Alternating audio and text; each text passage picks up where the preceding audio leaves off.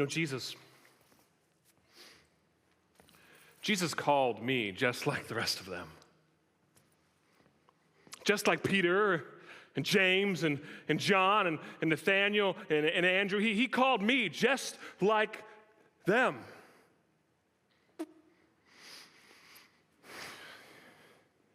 See, I'm Judas Iscariot. And I don't know why Jesus called me to be one of his disciples. I don't know why he wanted me to follow after him, but he asked me to follow after him, and I did. And I don't feel like I have a lot of skills. I don't feel like there's anything special about me. I don't know why he wanted me to follow after him. Maybe you feel that way. Maybe you feel like you're not special and you're struggling too with this whole, why would God want me to follow after him? I don't know.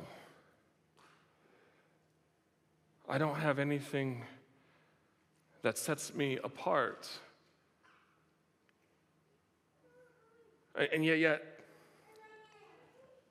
they gave me a very important task. They made me in charge of the money. They gave me, they told me that I needed to get the money and collect the money, and that I would be responsible for paying for things and making sure that people got what they're supposed to get. And so they gave me in charge of the money. And I don't know why they picked me. I would have picked Matthew. He's the tax collector. He's good at counting money. But maybe Simon the Zealot didn't want that. I don't know. But they made me in charge of the money. And so, of course, I would take the money and I would put it in the bag and I would hold on to it and I would pay the people that I was supposed to pay. But following Jesus is hard, you guys.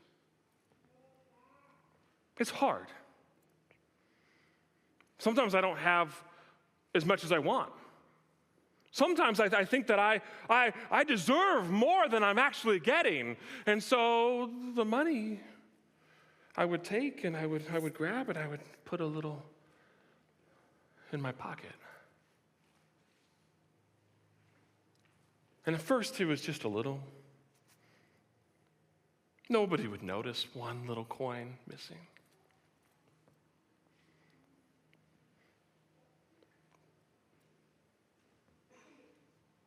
I remember when Jesus was feeding the 5,000. And he asked this question, where are we going to get all this food to feed these people? And Philip asked, I don't even know if we have enough money. We did not have enough money, I can tell you that.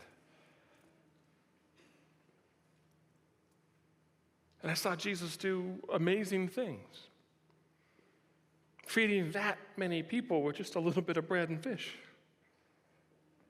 I saw him heal the sick and the blind and the lame. And he even raised Lazarus. I'm amazed at what Jesus can do.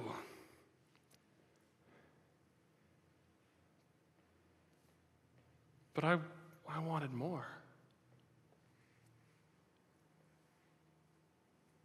I didn't feel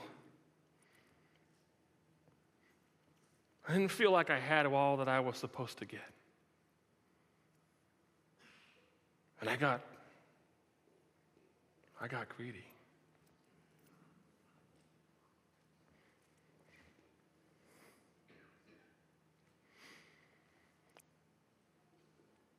And on that night, that Passover night, we gathered in this room, and I knew that Jesus was talking about me. See, I felt something in me change, and I wanted to just, I don't know, I wanted some more, and so there was an opportunity for me to go to the religious elite and these chief priests, and I went to them, and I knew that they did not like Jesus. I know they don't like Jesus, and so they were looking for an opportunity to be able to take Jesus away, and I knew I could give them that opportunity. And they were going to pay me 30 pieces of silver. That's a lot of money. I could do a lot of things with that money, good things with that money. And so I agreed to betray him. And I looked for the opportunity to be able to do that. And I remember when Jesus was there at the table, and this woman, she comes into the dinner with us, and she has this really expensive bottle of perfume, and she just pours it out. This bottle was too expensive to be pouring out. I'm telling you right now. Too expensive. And she's just pouring it out. And so I tried to stop her and said, we could give that money to the poor. But I didn't care about the poor. I felt like she was taking money away from me. I could use that.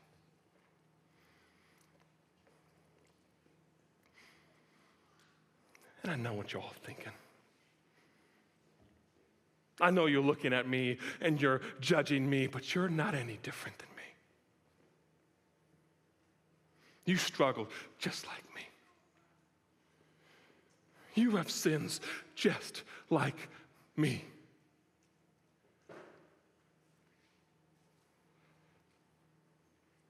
So on that night, we were eating and celebrating the Passover meal, and Jesus, he had said some really weird things, like, this is my body and this is my blood, and it's for the forgiveness of sins, and I didn't really know what that meant, but then he said it. One of you here is going to betray me. And I knew he's talking about me. I'd already made the deal. I'd already had the money. I was so ready to betray him, and I don't get it. Why didn't he just say, Judas is going to betray me? Why did he even ask the question? Why did he even open it up for everybody else to be able to think, well, is it me? Because you get Peter there going, it's not me, Jesus, it's definitely not me. And you get all the rest of them arguing about who's better than the other one, and they're all not better than me.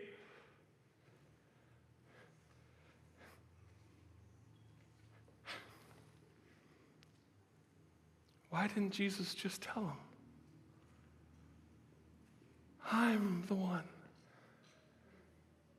Instead, he tips the bread and he hands it to me.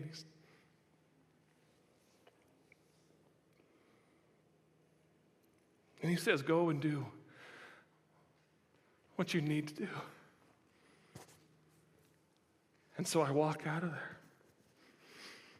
And all the rest of the friends just thought I was going to go pay for the meal because I'm in charge of the money. But I went to the religious elite and I said, today's the day. I can hand them over to you.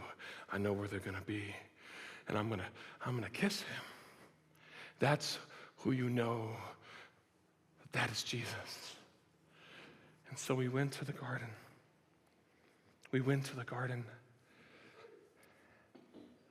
And Jesus is standing there.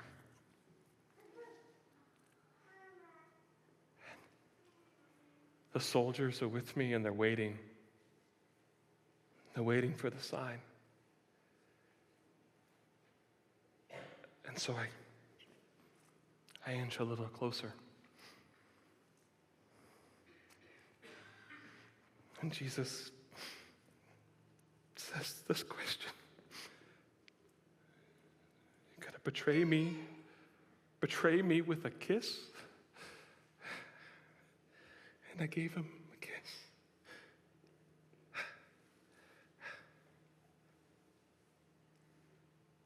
And the shoulders rushed in and seized him, and Peter grabbed a sword and cut off a guy's ear.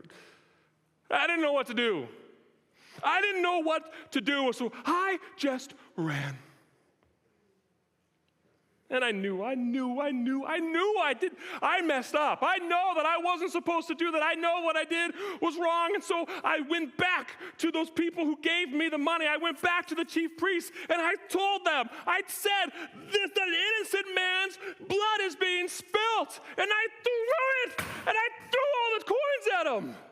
And I said, take it back. Take it back. Do you know what they said? Do you know what they told me? What is that to us? Figure it out for yourself.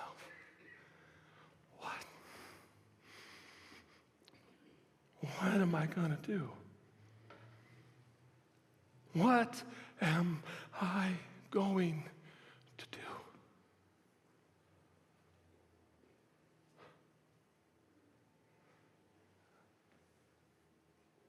If you learn anything from me,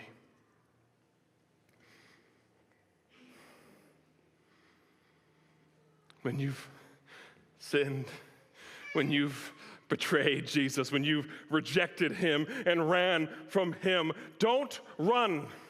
Don't run to the people who you think might be able to forgive you. Don't run to the things that you think might be able to forgive you. Don't do what I did. Run to Jesus. He's the one that can actually give you forgiveness. He's the one who said it on that night. He said it, that this is my body and this is my blood, and it's for the new covenant, for forgiveness. He's the one who can give forgiveness. And so don't be like me. Don't run to people and things that cannot give you forgiveness. Run to him. Run to him. He can forgive you. He can forgive you. Only Jesus can forgive. Only Jesus can forgive. Don't be like me. Don't be